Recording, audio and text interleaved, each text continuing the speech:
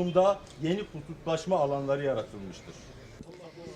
Bi seddan parazerên Baroya Amedê di çarçoveya hefteya parêzeran de li ciyê ku serokê berê Baroya Amedê Tahîr Elçî ku 2015 de hatibû şehîdkirin, daxuyanî dan û kuştina wî şermezar kirin. Li gor parêzerên Amedê 2 salên borî de li Tirkiyeyê pirsgirêkên maf û mirovan her keçûyê zêde bûye û di derbarê dîtina kujerê Tahîr Elçî de jî hîn jî lêpirsinek dest pê nekiriye.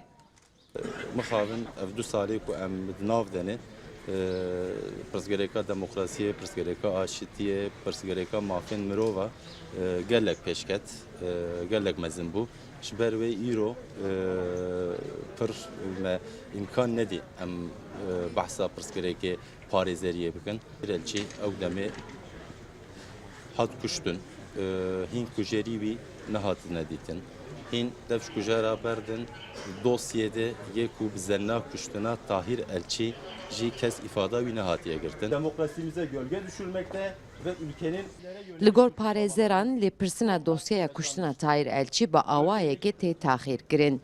Lê parêzer dibêjin parêzerên ku piştgiriya aştiyê dikin wê li ser dîtina kujerê Tahîr Elçîyê bisekinin. Lewra li gor parêzeran Elçî mirovekî aştîxwaz bû û Baroya Amedê jî deyndarê wî ye. Teşekkür ediyorum Sayın Vatandaşlar. Di çarçoveya hefteya parêzeran de çalakiyên Baroyê cur bi cur wê li Amedê berdewam bike. Ji aliyê din ve jî qedexeya çûyîn û hatina taxên paş mînareya Çar Ling jî berdewam dike.